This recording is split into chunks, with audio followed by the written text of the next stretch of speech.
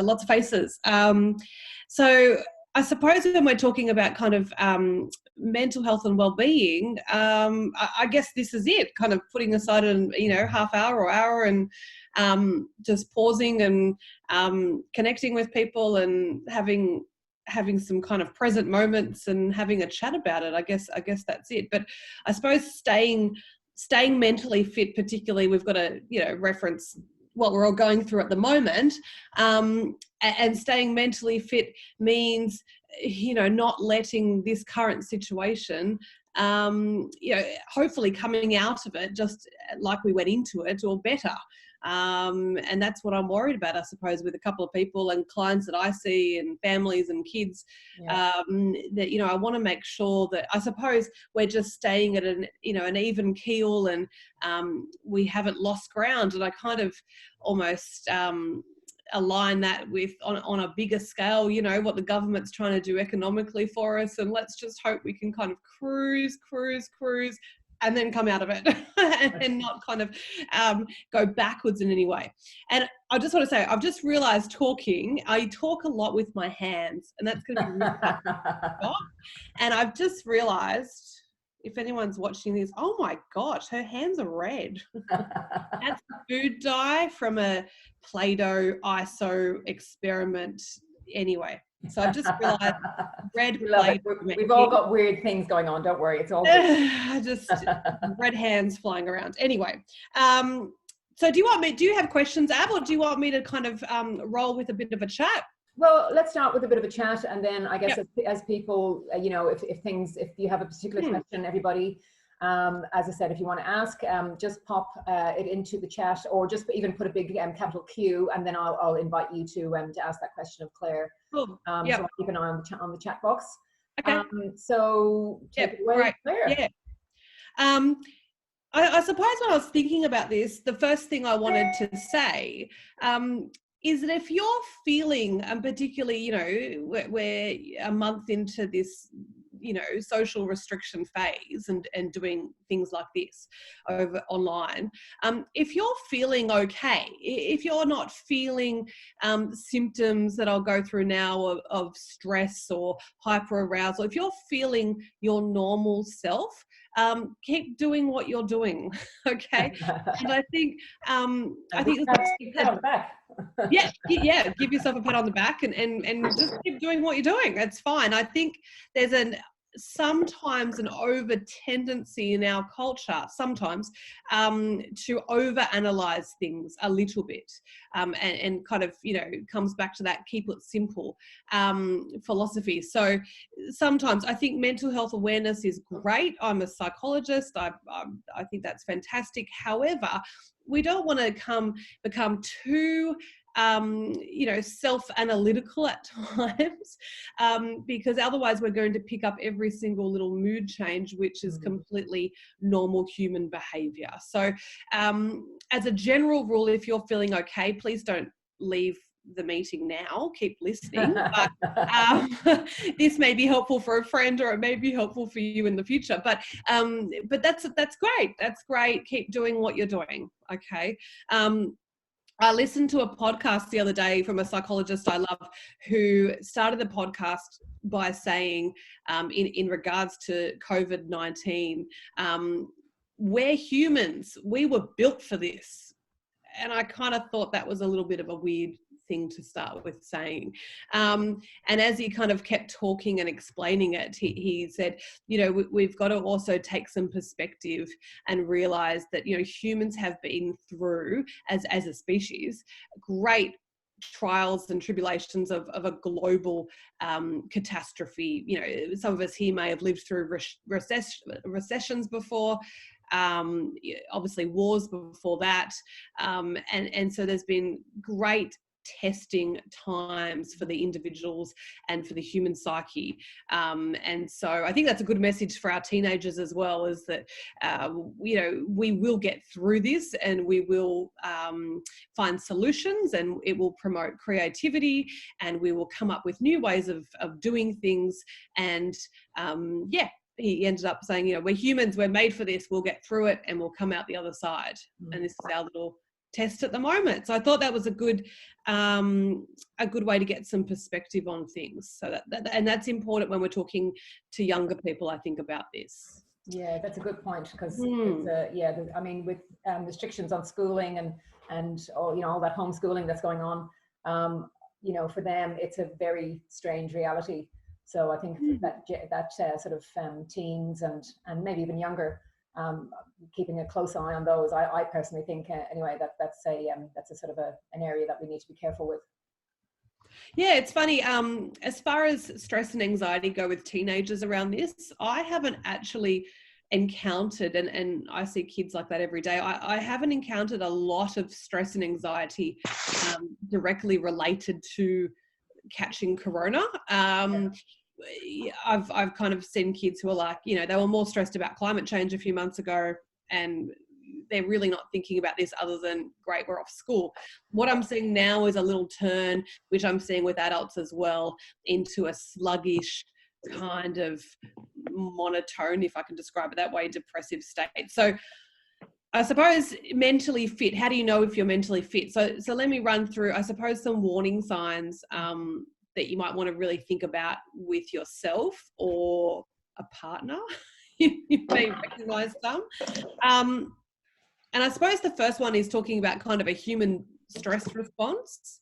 If humans are stressed about things, we usually have a restlessness, a hyperarousal, and so you might see yourself, loved ones, overreacting to things, you know, and when you're cooped up in a house, you lose perspective on things. So overreactions, irritability, restlessness, you know, defensiveness, people trying to talk to others, and there's right away there's a defensiveness and there's an attacking, more than is usual in families, because that happens all the time anyway, but more than is usual. So if you're finding yourself to be irritable, restless, maybe you can't sleep at night, maybe you're hyper aroused and you're overreacting to small things, that could be some signs that your body's kind of producing some stress hormones, and that you're feeling stressed about things.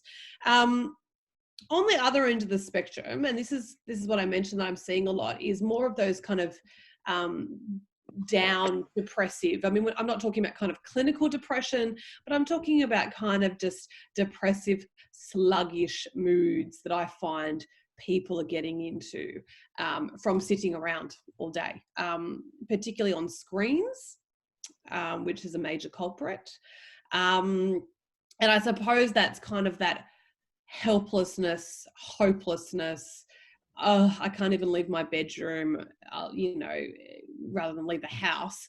I can't draw the curtains. I'm not getting changed. I'm just kind of moping around the house. And again, there might be people in your family that you recognize that, and that's like a teenager on steroids. That's like a, you know, your 14-year-old's going to do that anyway, but at the moment everyone seems to be in that kind of state. So that's another warning sign, trying to encourage family members to say, come on, let's go for a walk, come on, let's do this. No, I don't want to, and kind of, yeah, moping around the house. And I suppose the third thing I thought of as a kind of a warning sign of not being mentally fit is, you know, there's been a lot of articles recently in the media about the use of alcohol in particular, but, you know, the use of alcohol and food as a bit of a calming, feel-good, go-to thing. And again, we want to be kind on ourselves.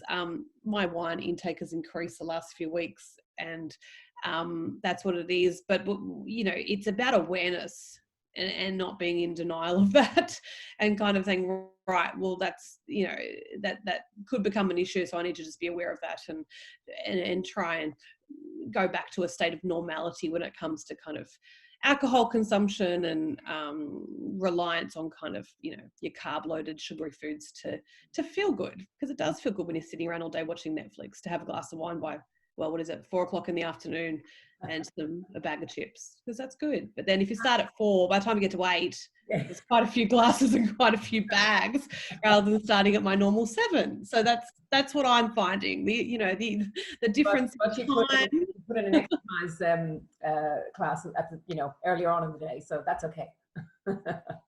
Sorry. You put an exercise. Yes, that's right. Exactly. Yeah. So I've just seen that little comment there, about a 12-year-old who's kind of going through that and hasn't left their room. So I should say, actually, I was going to comment from the outset. You can find me on Facebook, and if anyone wants to reach out for me just for some personal questions or don't want to post it here, I'm very happy to chat kind of online or emails or whatever. If you search my name on Facebook, you should find the professional page or contact Avril. So yeah, that's more my experience of 12 to 16-year-olds at the moment. Right. And they're not stressed. Are we still there?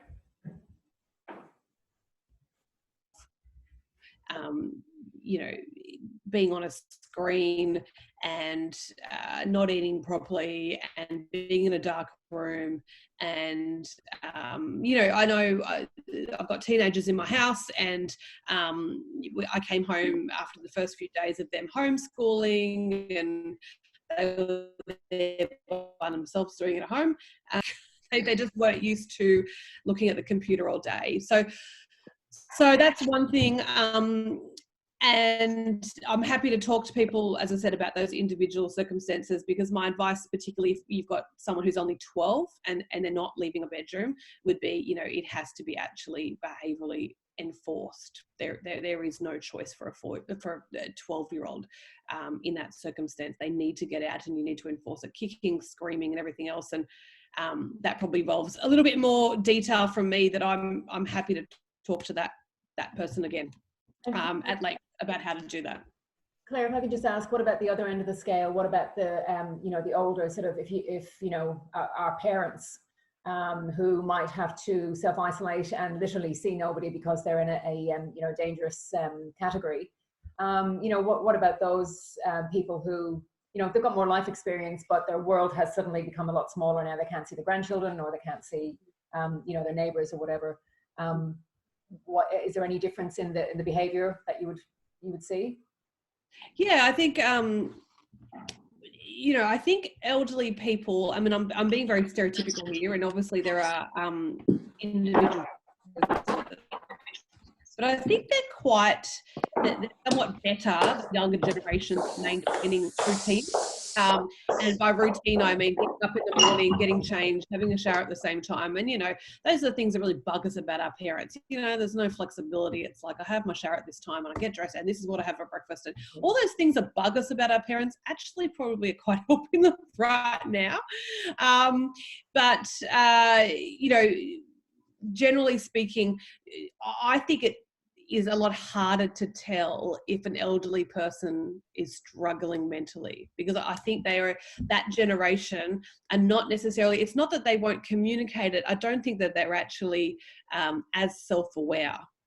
So I think it involves a lot more explicit asking them, and maybe even a description of, instead of, are you feeling okay?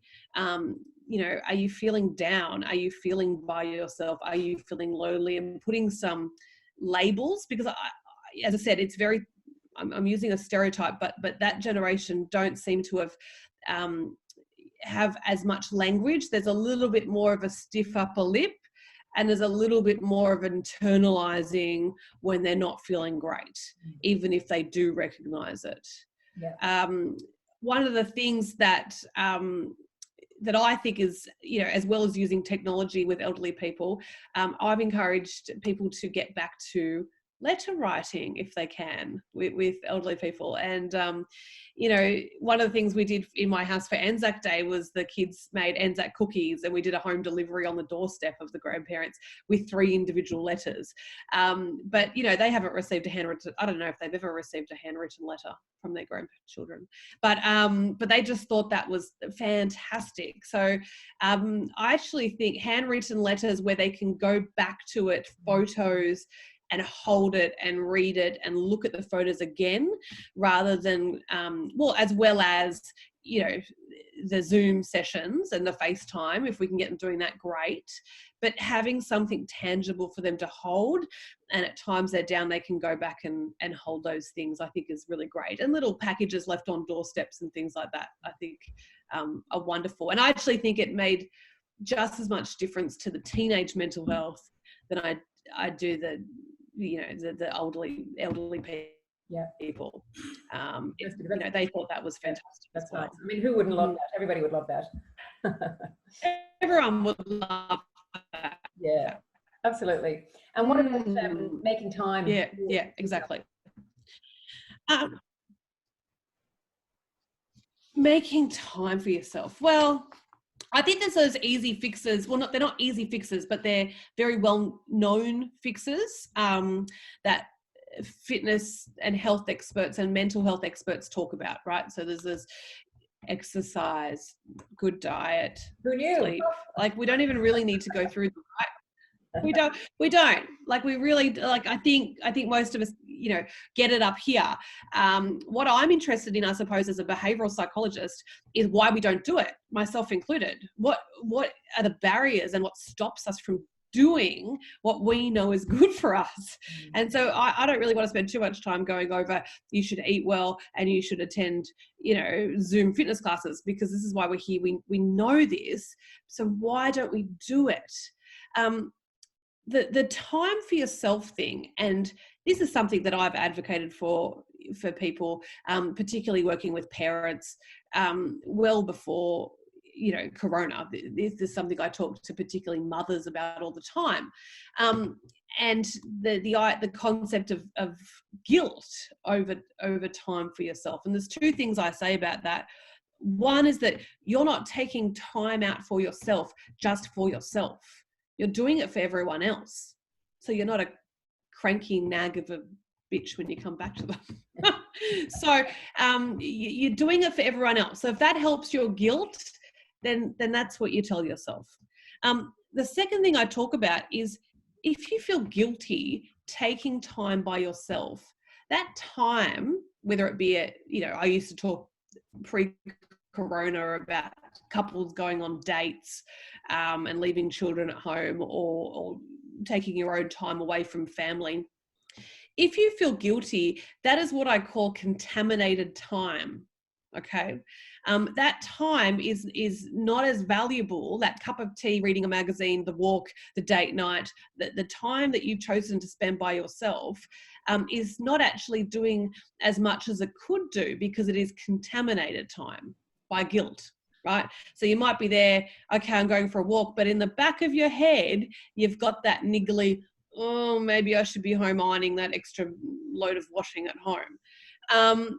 And so that is so important to let go of that guilt for that reason, because it is pointless even having the time by yourself if you're going to contaminate it anyway. Okay, so you're not doing it for yourself, you're doing it for others, and let it go, because you're going to contaminate the time anyway. Yeah. Yes, Danny, I agree. Great point. Absolutely. Yeah. Might as well take the time out and just enjoy it. Yes. And that's how you'll reap the benefits from it. Yeah. And that reminds me kind of, a lot of people come to me and they ask for motivation, like it's this thing, right? So, and that might be to exercise, it might be HSC students or uni students to study, it might be motivation to do anything. And they come to a psychologist and they say, I'm here because I want to get motivated.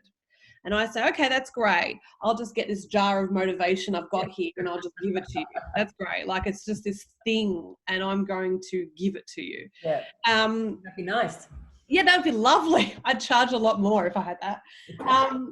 So, motivation, to do anything, to take time for ourselves, to exercise, to do any of these things that we know we should be doing, it's not a thing.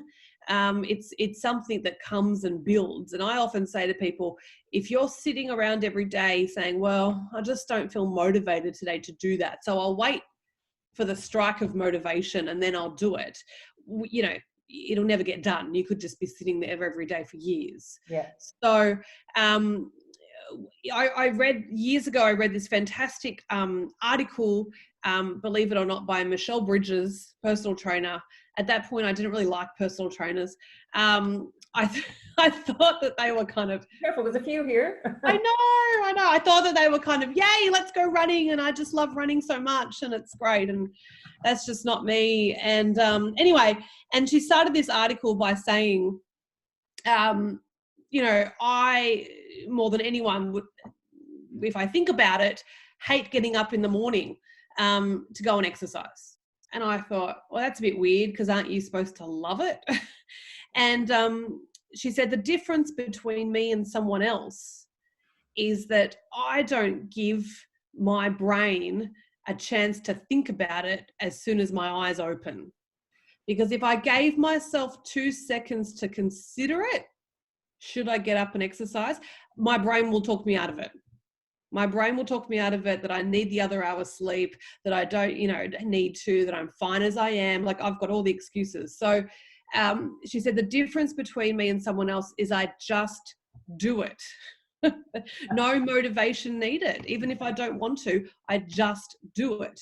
Now, that takes a particular personality sometimes to make that easier. I get that.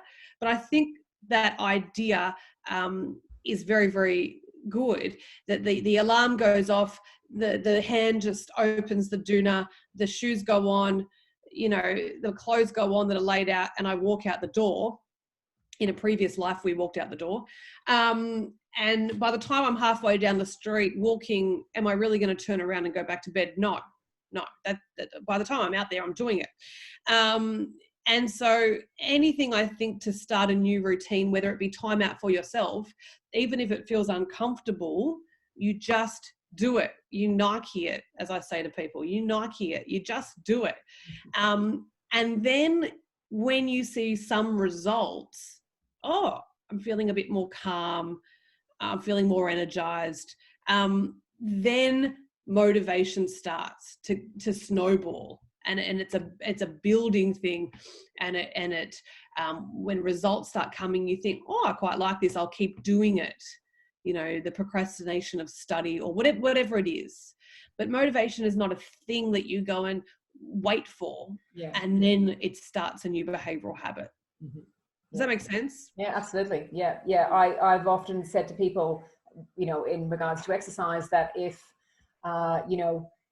you get down here and after 10 minutes you hate it, go home, go back to bed, no problem whatsoever. And of course that's never happened, because by the, you get down there, you start, and then it snowballs, and then you start to feel better. Those endorphins kick in, and you're well on your way. So yeah, absolutely. That's a great point.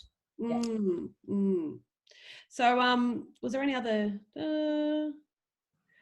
work-life balance, working at home? Balance, yeah, okay. This is so hard.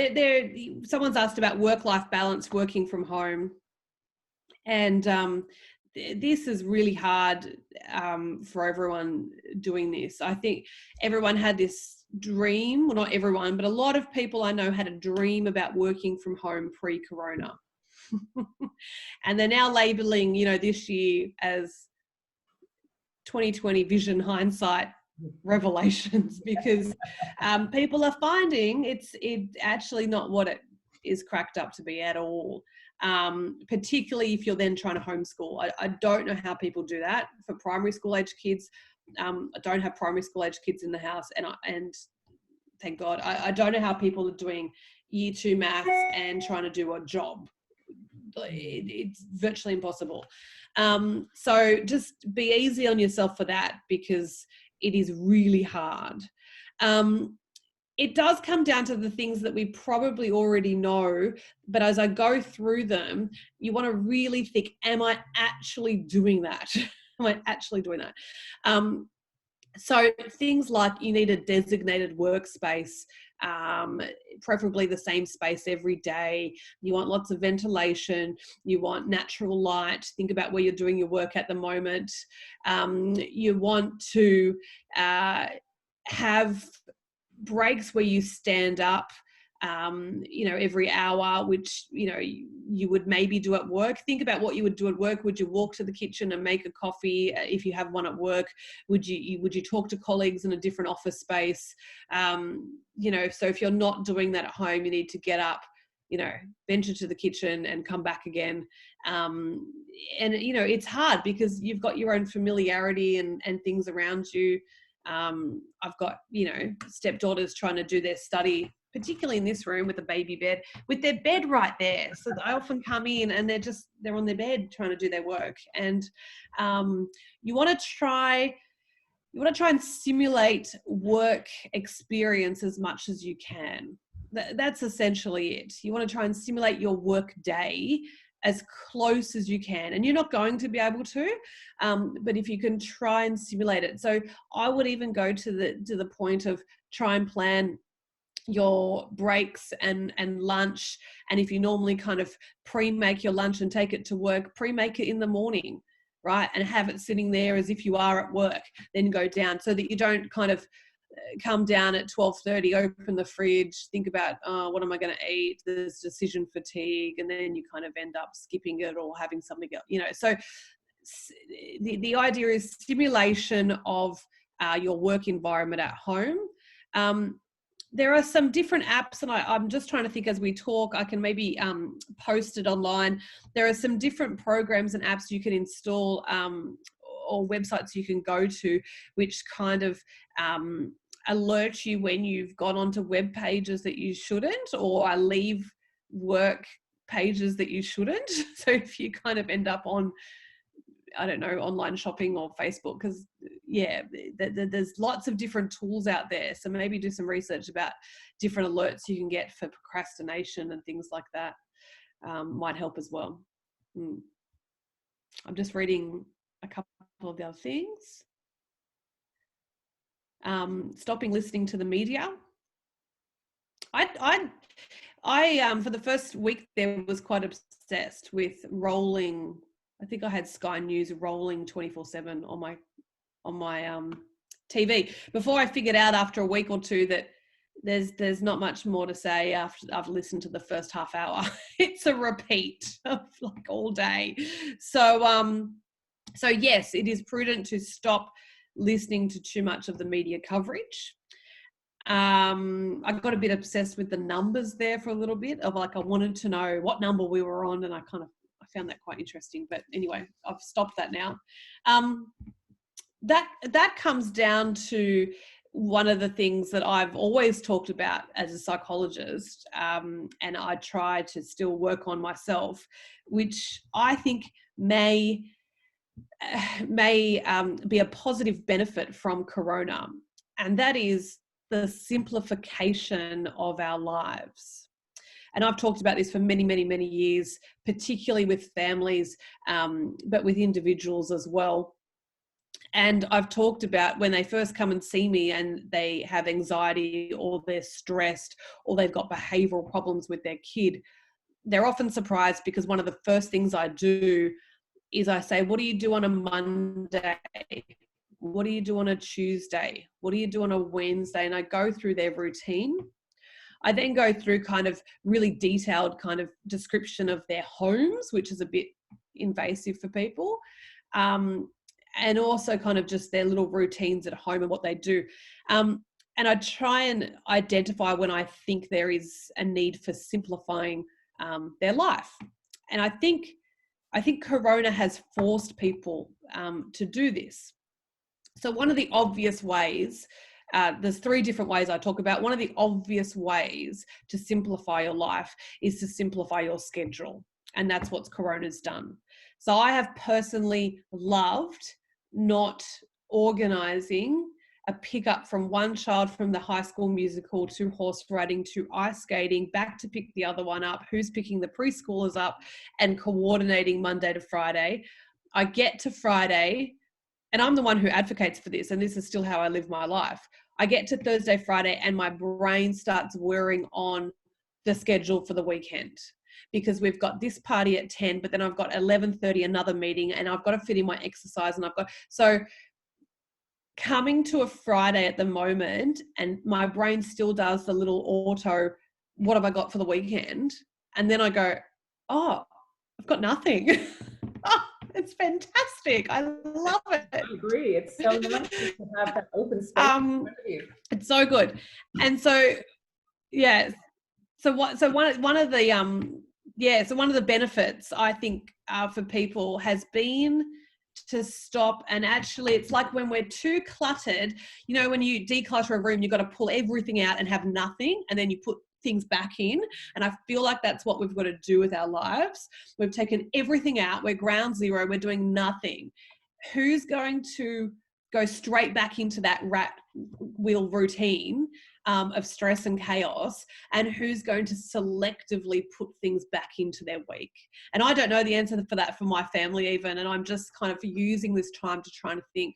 This is an opportunity, I think, afforded to people that is enforced upon us, that we wouldn't have done ourselves. No one would have done this. No one would have said, right, well, I'll give myself a month and wipe everything from my life. I mean, you know, so this is great. Let's just grab it and go, okay, what are we learning about ourselves in this? What are we learning about our families? What are we learning about what we like, what we don't like? Oh, I'm not missing that. I'm not really missing, you know, that commitment I had. I'm not really missing that. So, and therefore, what are we going to put back in? And the two other ways of simplification, one is information, and so that comes back to that point. Simplification of information. I don't think we have to be over everything all the time, and I think that particularly relates back to children. I get very concerned when I have 7-year-olds in my office who are very kind of anti-Trump, eco warriors. I get very concerned. I do not think that they need to know that amount of information, political information, environmental information, when they have so much other things their brain needs to be concentrating on. And then they can solve those eco problems when they're an adult. But it goes the same for adults as well. Our days are full of constant bombardment of stimulation, of information, of advertising, of messaging. And so part of the simplification of me working with people is to turn media off. Yeah. And then thirdly, sorry, because I know someone's actually maybe even commented on it. I do actually work from a mental health perspective. I really like working on the simplification of physical things. And I think corona and isolation, great. Oh, look at that thumb. Great chance to do this. Great chance to do this. So I see a lot of stress, overwhelm, distractibility, noise in people's heads. And it's partly because there's a lot of noise and stuff in their physical environment. I'm talking about clutter. And I know we didn't come on here for a decluttering talk, but I actually am a very big believer, mental health, that I actually like stripping back physical possessions. Now, again, it's something I work at. I'm not perfect at that. If you could see the teenage desk I'm sitting at the moment, I don't even know why there is a horse head sitting next to me. Like, that is the crap that, I don't know, teenagers collect. I don't know. Anyway, so for me, I would get rid of that. But anyway, there's a lot of stuff on this desk. But that's my third way of simplifying, and I actually see a lot of behavioural problems with kids who can't get into their bedroom because of the stuff and the loud, coloured toys that are bombarding their brains. And then I look to the study space and the kitchen space and I actually think it impacts us. So stuff, scheduling, routine, and information. Corona is such a great time to go, let's simplify. Yeah. And unfortunately, I think there is the other thing that's happening is that people are spending a lot of time on online shopping, which is the opposite of what we should be doing. So maybe pull off the actually just close the laptop. Just close the laptop. Take go away from socials and go and look at a tree for a while. Maybe that's what we have to do. It just comes back to that. We know that, isn't it? We know it, and yet through all this, it's about asking us, but ourselves, if we know it, why aren't we just doing it? And going and making those practical changes? Yeah. So Claire, there's another comment here from Teresa. Hi Teresa. Hi Claire, I'm here with my mum who's in her 70s, life on her own. Prior COVID, she was very social. She's now less motivated and spends a lot of time in bed, like a teenager on Facebook. How can we get her motivated again? So Teresa, you might have missed Claire touched on this a little bit earlier, but okay. If you don't mind just touching on that again? Yeah. That's really hard, isn't it? I've got my father and my stepmother, essentially my parents, who are opposites. They're in their 70s, and my dad's a bit of an introvert, and this has not affected him at all. Like, he's fine. He's like, this is great. I don't have to socialize with people. I think it's completely different to women. I think we crave the socialness. Yeah, definitely. Yeah. But my stepmother, who's also 70, her week prior to this was crammed every day. She volunteers at Vinnie's a day. She plays mahjong. She does the table tennis, the book club. Every day is a social event for her, and she kind of goes off and does that. And my father stays home, so she's struggling without that. She's certainly set up with a book club and things online. I don't know about you guys. I'm like, Zoom is not an adequate replacement for the social catch up, is it? Like, the first time my girlfriends and I tried to do that with a wine, it was like the conversation kind of stalled and people are like talking over each other, and it's hard, and it's not the same. I think in the next few weeks restrictions will lift, but essentially they'll lift to a degree anyway, of being able to leave the house and things. But essentially you are able, if you're comfortable to, you're with your mum now, so if you can kind of get over there and pull her out of bed as if she is a teenager, if that's how she's acting, you'll have to take on a parenting role for her. And you'll have to, say, right, we're going to get a coffee, take away coffee, go for a walk, get the coffee, walk back home, but just to ensure she's out of bed. Feedback from someone, sorry. Yeah, she got me out of bed and made me go shopping. I did. I made her go do groceries even though she didn't need them today. Yeah. And I think what we'll see in the next 2 weeks is retail shops will open in the next few weeks. I think they will be before restaurants and pubs and things like that. But I think the retail shops will open up. So yes, you can go to a Westfield and walk around and window shop even if they're closed, and just make sure that we're out and we're dressed and we've had a shower and we're out of the house. And as I said, I think the face-to-face contact is very important. I have to be careful what I say because I'm not a medical expert in this, but we do need to keep some perspective and on what's important. And if someone's mental health is suffering, the way the numbers are in this country for corona, I would say that that's a priority to go around and face to face to see that person. That on balance of what we're looking at, that's more important. Definitely. Thanks, Claire.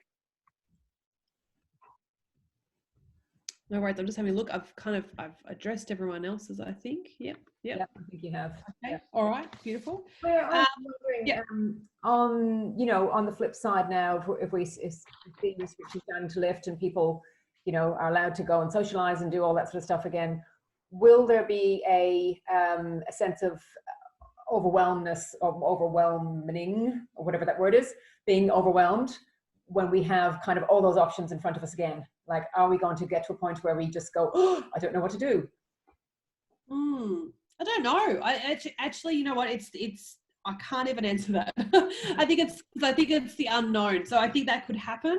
I think because, as I said, I kind of expected a lot more anxiety around getting corona from people, and maybe it's because of our good management of this in the statistics that hasn't eventuated. So that has surprised me. The anxiety and depressive states are far more around just the lack of social contact and staying inside. So there's a whole possibility of what could happen. We could all go a little crazy for the first few weeks and just book ourselves up with, like, I think the pubs will just be like, I don't know, we could just all be party, and look, that's fine. I think there'll be a great celebratory kind of feeling, and I think that will be, bring us together. I think one of the things about this whole situation, if people are struggling and feeling anxious, is it's a very cliched, we're all in it together, but I think it has made a big difference compared with people who have struggled with anxiety in the past, that they feel so alone, that no one understands them. And this is literally a global experience. And, for people that already suffer from anxiety, this has actually been quite a comfort to them, that not that other people are struggling, but that people actually understand where they're coming from. So I think that's quite nice. So I actually look forward to some type of connectedness in a celebratory way. My caution, I suppose, is that we don't we take some lessons from it, and we don't head straight back into a jam-packed life where we're going to buy and shop and socialize and spend and fill our lives with stuff because we can. Yeah. We don't have to just because we can. And that there has to be some message and benefit that comes out of that. Yeah. Just as I was thinking over, I just wanted to say one other thing, and I suppose this relates back to elderly people, but everyone. And I don't know about you, but I kind of am on my social media, and I see different posts about what people are doing in ISO. I love that Australians call it ISO, because we have to just abbreviate everything. Like Savo, ISO, like it's just, yeah. I was talking to my brother in London about ISO, and he just went, what? No, we're not calling it ISO. So it's a very Aussie thing. So, what everyone's doing, and my feeds, and that might be a reflection of who I follow on Instagram, are filled with people who have reorganized their whole pantry and it looks beautiful, and have learned a new language, and they've learned a new photography skill, or they've accomplished something, which, as Instagram does, makes me feel a bit like, I haven't really done that. I do think, I'm just going to say two things. I do think being productive is a very key element of mentally fit and good mental health, because it gives one a sense of accomplishment, and I think we do need that. Yeah. So your accomplishment might be, I accomplished giving myself some downtime today and I got through a series on Netflix. That's also an accomplishment. But if you're in that day to day, nothing's really getting done, then, and maybe for older people, I am talking to clients about, is this a really great opportunity to learn something you've always wanted to learn? Because everything can be learned off YouTube. So I have had a few clients who've said to me, I've really wanted to do watercolor painting. someone said, and I've never had a chance to learn. Great. We ordered some watercolor paints. She's on YouTube and she's doing that. Someone else, you know, whether it be yoga, whether it be learning to bake, whether it be, you know, some type of learnt skill, what would you like to learn how to do? I think that's a fantastic way to use this time. It's great. And I think that feeds into a sense of accomplishment. So if an elderly person can maybe get on the YouTube or learn a new skill, go back to something they used to do, crocheting or something that they used to do, great. And after saying that, if you are doing okay, or if sitting on the couch watching TV calms you, that is also okay. Please don't feel guilty that you haven't, you know, had a life transformation in the last month. That's okay. Danny is planning a PPP, a post-pandemic party. Okay. Yay! They're all coming. I think, like, I assume that there'll be like this period where we can all socialize, but at a distance. So I feel like there'll be this time where we just want to run and hug each other, but we can't yet. And it'll be kind of this anticlimax a little bit, but we'll be in a one room together without internet dropping out. And that's a good thing. That's good. Excellent. Well, I think if anybody has any questions, now's the time to jump in. You can just unmute yourself and jump in if you want to make any comments or ask any questions. Or add your own tips. If people have other ideas or tips themselves of what has worked or what has not worked. No. Has anybody got any tips for, I guess, helping people that you think you might be struggling, but you can't physically go to visit them, or, you know, so not necessarily immediate family, but yeah, to physically force them out of bed and do that sort of stuff is difficult. I don't know, has anyone got any good ideas around that? I loved Claire's earlier idea about, you know, dropping something off on the at the door, and, you know, with a handwritten note or a card. I thought that was fantastic, and you know, that a simple gesture like that, I think, could make such a huge difference to somebody. Irene, did you want to say something? Sorry. Certainly, I mean, getting stuff delivered is one thing, but, you know, if there's, I mean, I'm thinking about someone that's overseas, Okay. When there's physical distance there, you know, how else we might be able to support those people. Yeah, and depending on who they are, and the relationship to you, that's incredibly hard. And I just think you don't want to underestimate. You think you're kind of not doing enough by the texts or the calls, but when someone keeps texting, even if that person doesn't reply, it's a much louder message on the other end that it is kind of almost the intention is. It often is received with a great sense of someone out there is thinking of me at this particular time and went to a phone and typed that in. When I get something like that, I don't know, I think that's amazing. Yeah. And then again, depending on who they are, you know, do you know anyone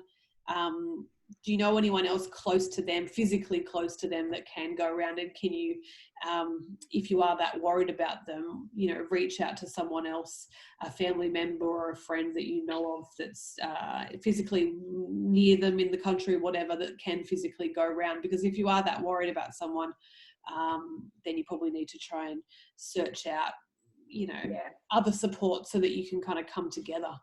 Yeah, definitely. I've just got another comment here. Sorry, Irene, did you want to say something? That's right. It was. I didn't realize, Jessica, you were talking about someone that's actually in a completely different area and you can't physically go there. But I was just gonna say that because I've got mum and dad living on their own, and they're only like 5-minute drive from us, so they're not far at all. But yeah, we've been really cautious in terms of going to see them. So I've just been seeing them from the backyard, saying hi. And what we've actually done lately, because dad's really alone because mum's got dementia, so it's been really hard for him. So he's had to stop work, and that was his bit of escape. And we've sort of, Steve and I have sort of like dropped off things for him to actually work on. So like give him activities. So like he welded something for us.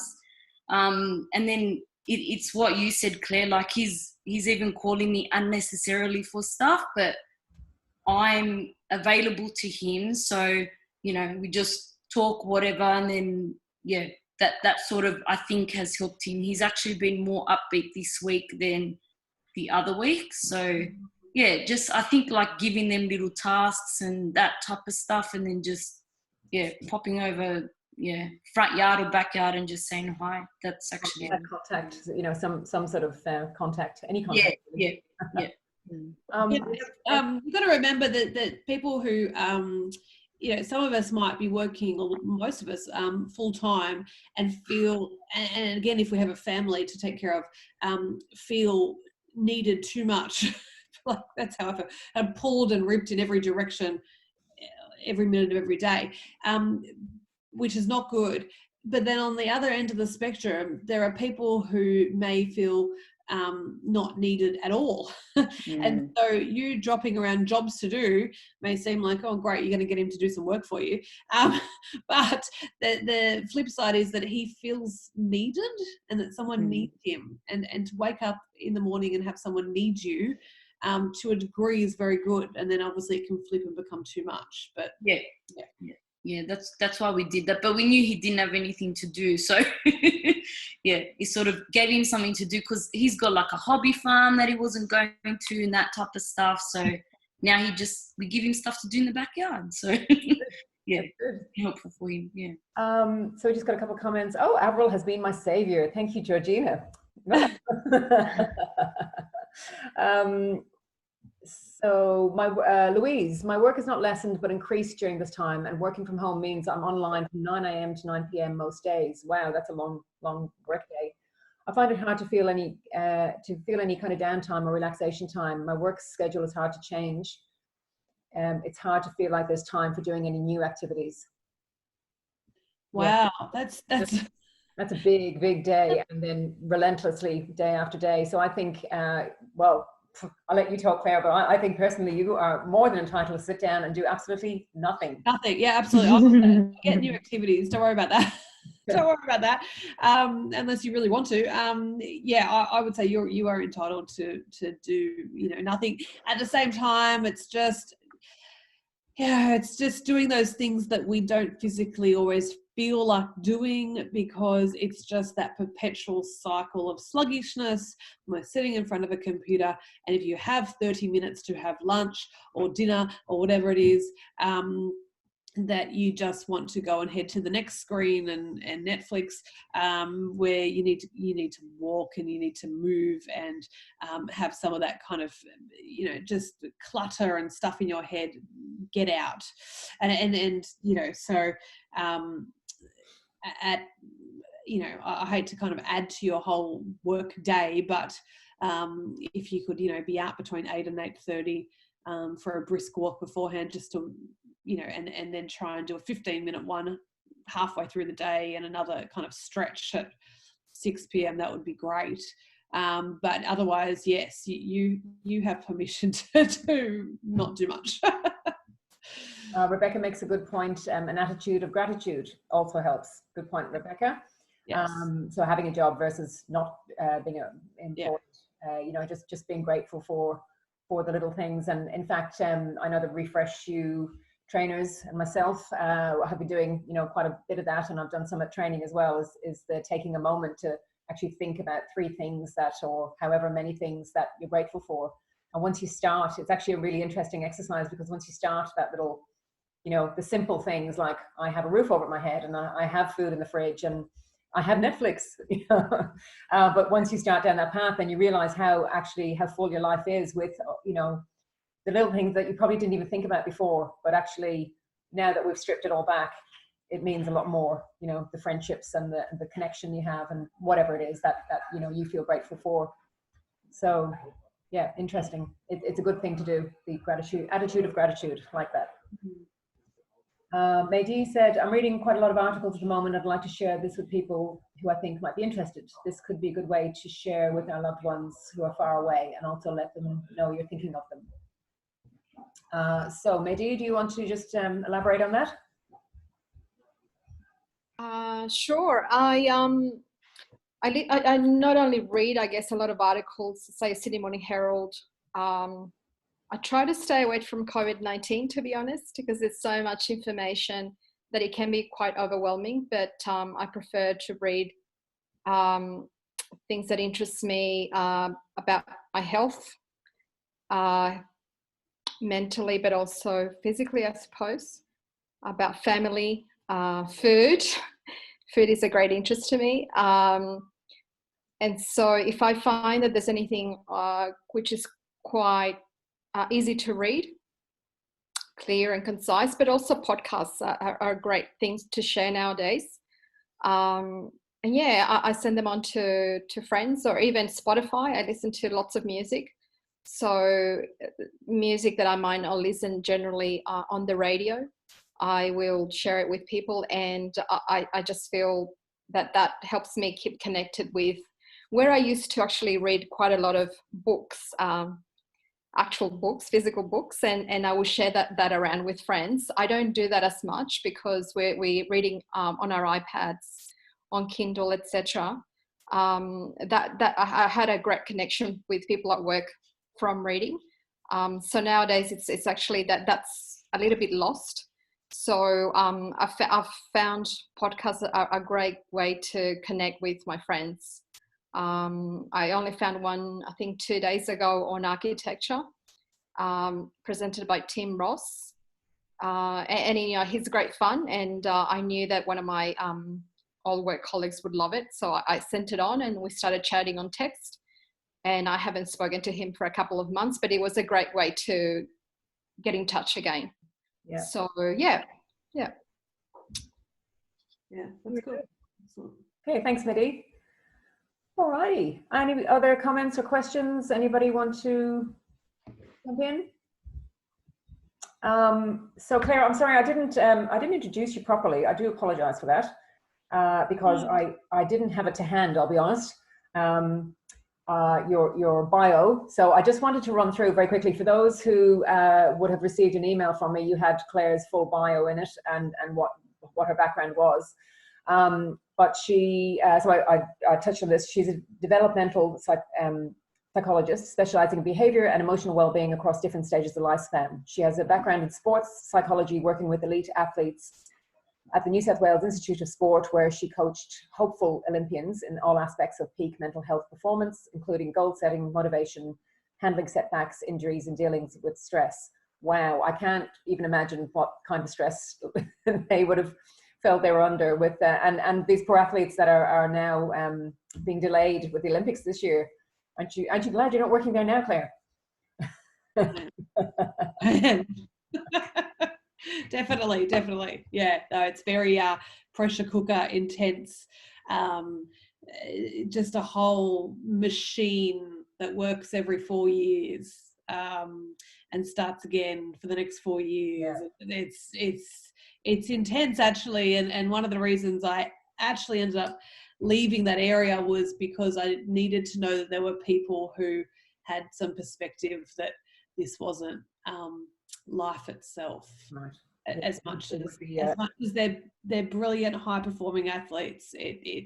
I wanted to. I left the day I wanted to stand up and scream, "It's just sport," and I knew that wouldn't go down well. So it's my time to move on. Good time to move. Good time to move. Yeah. Claire's actually got her own private-based practice. And she specializes in assisting families, addressing all the 21st century parenting areas and busy schedules and child behavioral difficulties and all that sort of stuff. So yes, obviously you have a huge background in people's mindset and how to get the best out of any given situation, which I think is kind of the overwhelming message I've got from the chat this afternoon is look for the positives, be be grateful for the things that are around you. But yeah, look for the positives in any situation. And there is always an opportunity for growth, and it might be different, it might not be what you planned, but certainly there are opportunities where you might not expect to find them, I guess. Yeah, I love the decluttering and simplifying the life. Definitely, that's I think everyone got lots of nodding heads here, so everyone's into that. Claire, I think you're going to be very, very busy with digital detox issues moving forward. Yeah, absolutely. I mean, I was before, so this is huge area, and I'm not even sure myself where this will all go. You know, is this going to change whole interactions in the industry? Are people going to think, well, we could just keep doing this on Zoom now? I hope Avril will, because I don't live near her now. So, you know, but it might change areas where I don't know. So it might, and then, you know, gaming is a whole other a whole other field. How do we, you know, detox from gaming, or whether your drug of choice is scrolling social media or shopping or whatever it is. Yeah. Good luck with that. Thank you. All right, Teresa, thank you for sharing and your feedback and suggestions. So yeah, well, big thank you from on behalf of everybody, I'll say. If you do want to have a last word to Claire, now's the time to unmute yourself and pop in quickly and say bye-bye, or say whatever you want to say. Say goodbye to my red hands. Thank you. Oh, good. Thanks, guys. That was great. All right. Thank you, Claire. Thanks, Av. Thanks, Claire. Thank you so much. Bye, everyone. Everybody, take care of yourself and those around you. Bye. All right. Thank you. Thank you. I've recorded this and I will put it on the YouTube, the Refresh You YouTube channel. Woohoo! We're all over this technology. Yeah. All right, guys. Thank you. Enjoy the rest of your weekend. Thank you. Thank Bye-bye. you. Bye. Thanks, Avril, for organising. Bye-bye. Bye, Teresa. Bye, guys. Bye.